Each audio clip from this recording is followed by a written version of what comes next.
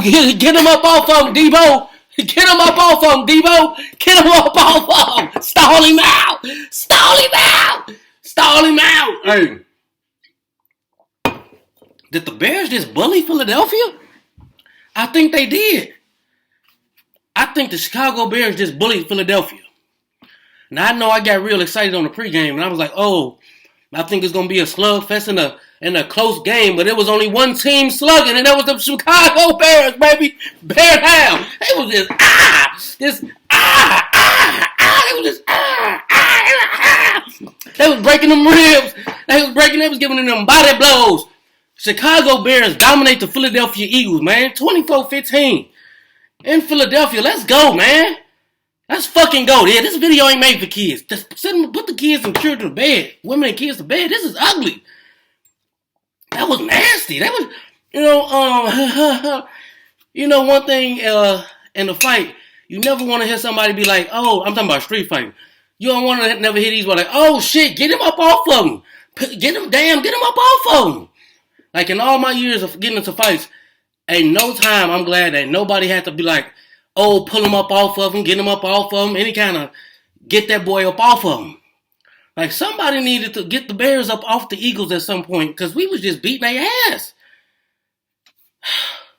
Kyle Monangai, DeAndre Swift, the offensive line put belt to ass. I shouldn't have. Oh, I'm getting to it. Give me some water. Give me cut me, Mick. Philadelphia. Oh, Rocky. Yeah. They needed a cut man in there. They needed to get somebody in there. What is his name? Uncle Paulie? They needed Paulie in that. They needed Paulie to cut him because the Bears was tearing that ass up. 39 minutes and 18 seconds of time of possession. Mauling. The Chicago Bears offensive line should make a video called Mauling. No lie. They was pushing them boys all over the place. Jalen Carter, who I still want on the Bears.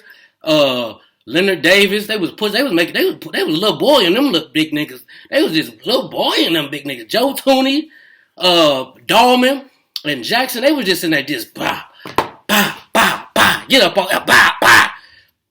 And besides that one play where DeAndre Swift should have got that first down on the 3rd and 7 where he bounced it outside and there was all that room and he just like, oh, I'm going to lower my shoulder and not get the extra inch for the first down.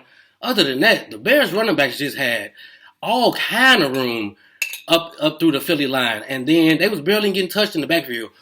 Only a few times did they get some penetration. One time, who was that? Leonard Davis? Or was that Jalen Carter? It don't matter. One of them Georgia boys came through and made a play in the backfield. But other than that, they wouldn't get touched until they was at least at the line of scrimmage or 2 yards or more down the field. And then after that, they were just breaking tackles. Philadelphia was missing a lot of tackles, and them boys were just running through. Let's get to the numbers. As a matter of fact, let's go through these numbers first. Not a big day passing at all. It was real windy out there, so that wasn't going to happen. And why would you need to throw the ball? As a matter of fact, I don't think they was running it enough. It was one point in the game where it felt like Ben Johnson was scared to run the ball more than two times in a row. Like, bro, it's okay. You don't have to run. Or then, and I'm not running. I'm playing. You can go 2 times in a row. It's all right. He did that at the end after a while. But at first, it seemed like he didn't want to do it. He was trying to hit him with the run, pay like just run, play action, run, play action. Like, no. You can do it more than once. It's all right. So we finished with 281. I think some of that might be Caleb. A total of 425. We held them to 87 yards rushing. Saquon Barkley after that 2,000 yard season. That 2,000 yard season. It ain't easy to come back from it after that. And their offensive line been a little trash anyway. And they had their right tackle out, but that didn't have nothing to do with that defense getting their ass popped like that. I'm gonna tell you that right now. And they had a good run defense going into the game. That's why I had my parlay so low. I had DeAndre Swift going for like 30 yards. And they wouldn't let me do the Kyle Monangai thing because don't worry about that. That's some gambling shit. But I didn't even put Monangai because they wouldn't let me get under 30. And I didn't know. Them boys went off for 1-something apiece, which ain't been done since 85. Walter, Sweetness was in there. Sweetness and Matsui. But I think Walter had like 107, no, 103, and Matt had like 102. Today, Cal Monunga had 22 rushes for 130 yards, and DeAndre Swift had 18 rushes for 125 yards, and both of them had a TD. Them boys was efficient. They wasn't just patting up the yards. They was efficient with it. It didn't take them like 35, 32 carries. No, DeAndre had 18, Cal had 22. And them boys was slicing that ass in half. And Caleb only had 13. DJ had 10, and then Luther had 3. But other than that, the two running backs, the one-two punch, the two-headed monster was ripping them boys apart. And at some point, Philadelphia was like, we don't want no problem. Ooh, they don't want no problems. I don't think I done seen the Bears bully nobody like that before, because the last time the Bears offense was good was like 2013, and that was like a pass-happy offense, even though they did have Matt Forte, but it wasn't nothing like this. This was just physical, just beating. This was old school. I thought it was going to be a good defensive battle, but the only defense that was good was the Bears. Without they top three linebackers, they were still, like I said, what is Saquon end up with? It wasn't nothing, though. He got my parlay easy, though, I'll tell you that. He had 13 for 56. That ain't nothing. Only one that had a big game for them was A.J. Brown. He had 10 catches for 132 yards and 2 touchdowns. Other than that, everybody else was locked down. It was big that we got Jalen Johnson and Kyler Gordon back, and I like how D.A. was using like a dime concept where they was kind of using C.J. like a linebacker, and they was using Kyler to blitz, but he was blitzing both of them. Like, when you got both of them out on the field, you really not really compromising your run defense either, because both of them can tackle, and both of them can blitz too. I need water. Cut me, Mick.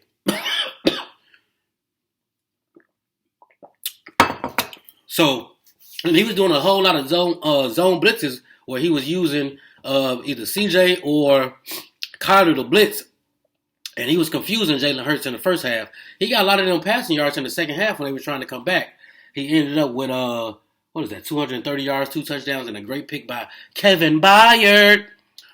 But the two players of the game for me is on offense, the offensive line, and on defense, Nahshon Wright. Nahshon Wright continues to make plays, which only begs the question of, when Tyree Stevenson comes back, who you gonna play? Because I think he in a contract year, and if you got Nahshon Wright on the other side, and with that length and his playmaking ability on the other side of Jalen Johnson, and you got C.J. Gardner-Johnson and what's his name, Kyler Gordon, man, that's tough. And if you get Terrell Smith back, you don't really, you can go ahead and cut that money cost. And if you trade DJ Moore, the Bears can open up a whole lot more money next year. Then you're going to have to pay Caleb at some point, which I think that might come next year. They might go ahead and bust that contract down for him next year. But this was one of them wins where you used to watching it happen to the Bears, where a better team just comes in and just does what they do, and there's like nothing they can do about it. But this was the Bears doing this to another team to become the second seed in the NFC. I'm almost too excited to talk about it. I'm almost too excited to talk about it. As a matter of fact, the Eagles have not allowed a 100-yard rusher all year long. The Bears had 2 in one game, and not just 2 100. It ain't like they had 101, 103. Them motherfuckers had 125 apiece. And a tutty on that ass. But man, look here. At no point did I feel that we weren't gonna win the game, especially after we was running like that in the first half. I'm like, we got this. They not. The people was booing. The fans was booing. They was leaving.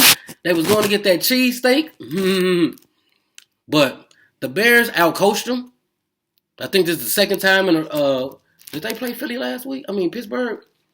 I think Ben Johnson outcoached Mike Tomlin and Nick. And they won the Super Bowl last year.